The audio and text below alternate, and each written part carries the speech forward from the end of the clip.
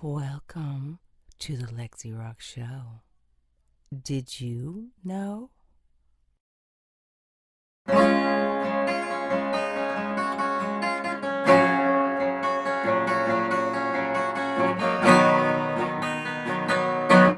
What's up, guys? Welcome to the Lexi Roxx Show. Did you know I was just playing a little GNR cover of Bob Dylan's Knocking on Heaven's Door.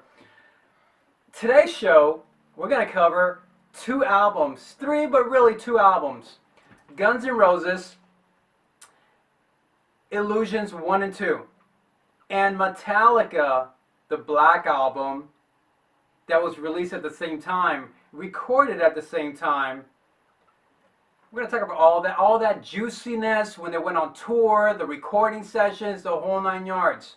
But first, I want to cheers to the creator and producer of the show, my girl, my woman, my girlfriend. We're going to cheers right now. The woman behind the camera, the woman that made this happen.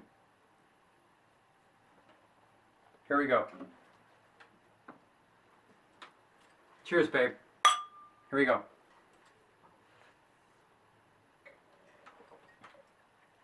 Thank you, guys. Here we go. So, and before we get to Metallica and Guns N' Roses, I have to say the story behind this beautiful acoustic guitar. It's my first guitar ever. My first acoustic guitar, my first guitar ever. Okay?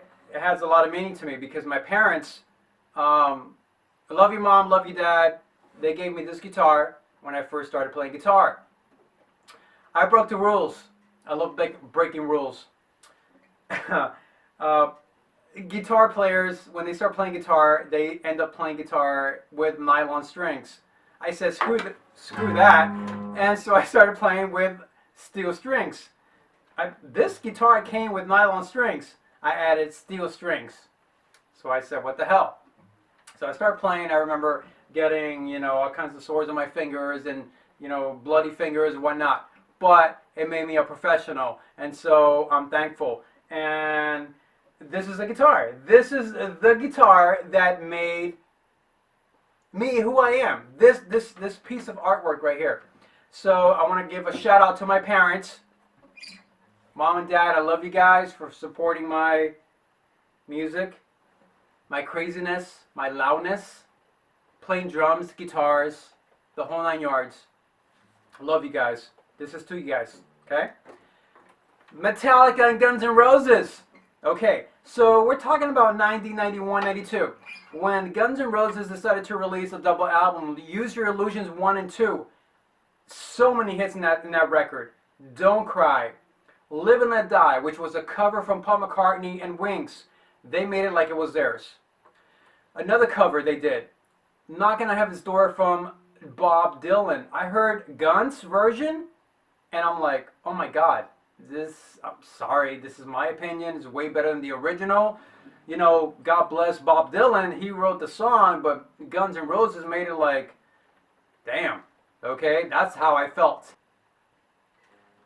And so one of the singles on the Guns N' Roses Use Your Illusions record 1 and 2 was You Could Be Mine, soundtrack to the movie. Arnold Schwarzenegger. Okay? It was a massive hit. Massive hit. So at the time Guns N' Roses was recording this album, Metallica was recording the Black album at the same time in the same building in different studio. Studio A and Studio B. Guess what they did? They were friends at the time. They were sharing demos. Listen to this song. Listen to this song we're doing about. It was like, whoa, okay, that's awesome. So it was a total of 30 songs that Guns N' Roses recorded, 1 and 2. Steven Adler, the original Guns drummer, recorded 50%, if I'm not mistaken, of the tracks. He was going through drug issues. They couldn't get him in the studio. It was hard to get him in the studio. So they had enough of it, especially Axl. Knowing Axl, his way or the highway, fired him from the band, hired the cult drummer at the time, Matt Sorum, one of my favorite drummers of all times, Matt Sorum to finish the record. So they finished the record. They went on tour, and at the time they still had the rhythm guitar player Izzy Stratton. In the middle of the tour, Izzy decided to quit the band. He was Axl's best friend from Indiana before they came to Hollywood. So I'm not gonna get into detail why that happened, even though I know why. That's none of my business. No, that's between Axl and Izzy. So Izzy decided to quit the band in the middle of the tour, the 2-year tour. So guess what happened? They had to take a break and hire a rhythm guitar player, Gilby Clarke. Gilby Clarke was a perfect match for them. They rehearsed, I don't know, for a month or two, 30 songs. They went back on tour, finished a 2-year tour. That was unheard of in rock and roll history. 2 years, my friends. 2 years. Wow. Amazing. So anyways, so they finished the tour. It was great. So what happened was there was a big show, or a couple of shows, that Metallica and Guns N' Roses played. It was the stage was like a snake. It was a snake. On one side it was Guns N' Roses, and the other side was Metallica. Two of the biggest bands in the country at the time, with the biggest albums in the country. Number one, hands down. Okay? Nothing else matters.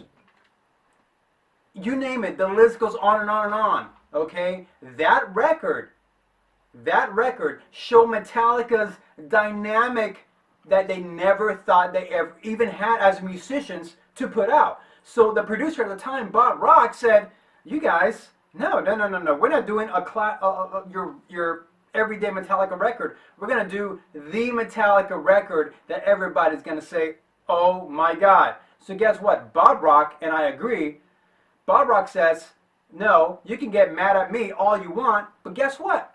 We're gonna make the best Metallica record ever."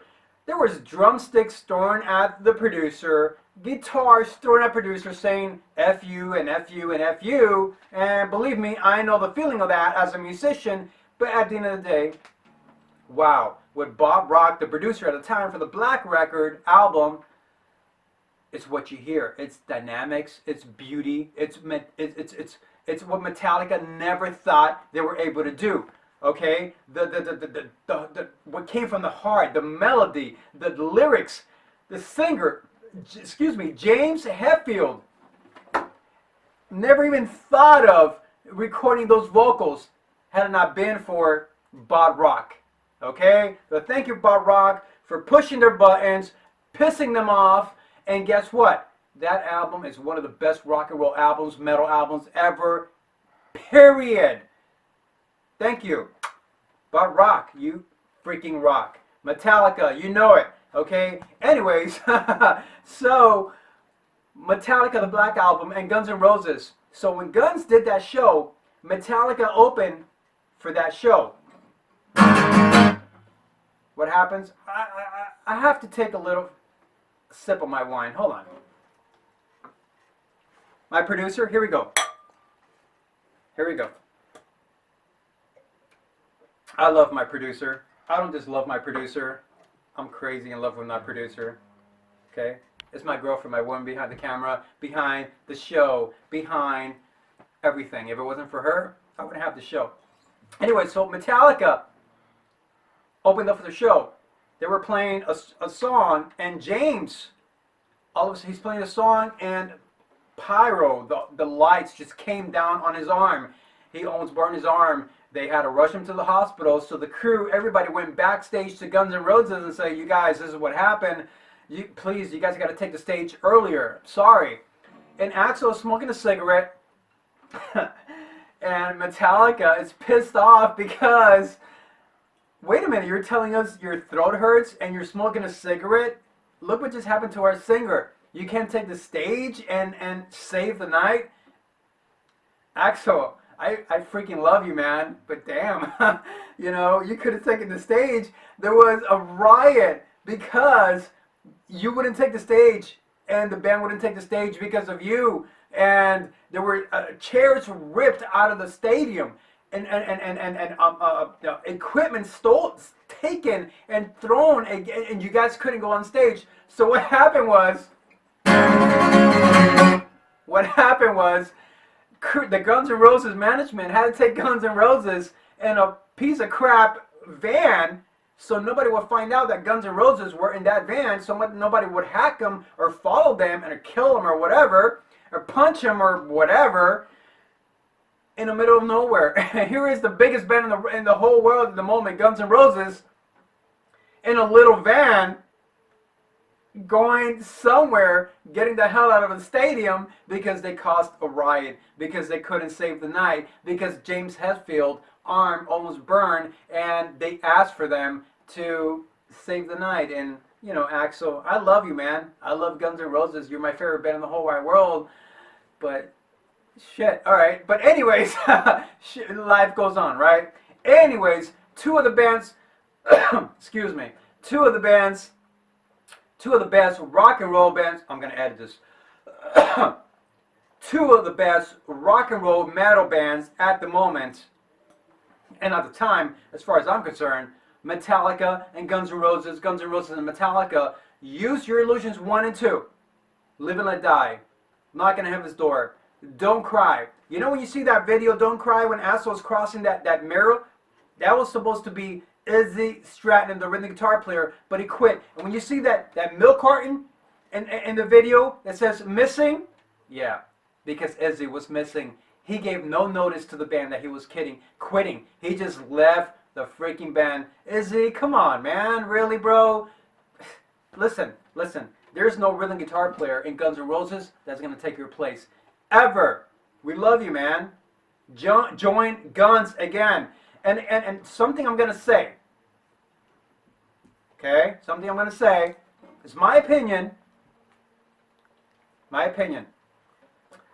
As far as the drummer goes, Steven Adler, if it wasn't for you, okay, the drumming, the percussion, there wouldn't be no Sweet Child of Mine song. There wouldn't be any of those songs in the Appetite for Destruction record. You, my friend, you are the reason why. You and Slash are really, really, really good friends from day one, okay? Because when Slash wrote that riff to Sweet Child of Mine, Slash said, this is a piece of shit. Guess what?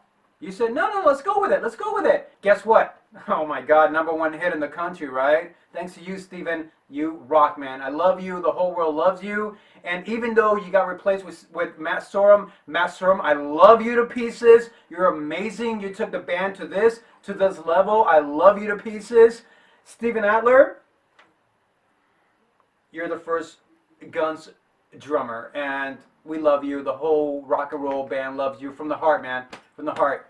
We love you, okay? Anyways, so my point is, the two biggest band in the country, we still love you. Guns N' Roses, Metallica, the Black Album, Use Your Illusions 1 and 2. It doesn't get any better than that. Here we go, from the heart, okay? We love you guys. Stay positive. Here we go. Cheers with my producer, the creator of the show. I love you, babe. Here we go. Drink up. To my metal fans, you know who you are. My fans, period. I love you guys. Here we go.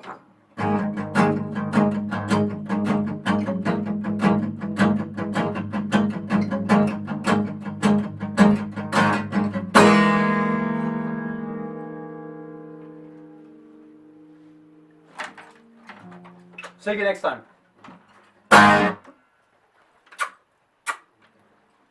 Stay tuned for next time. You never know what you'll find out.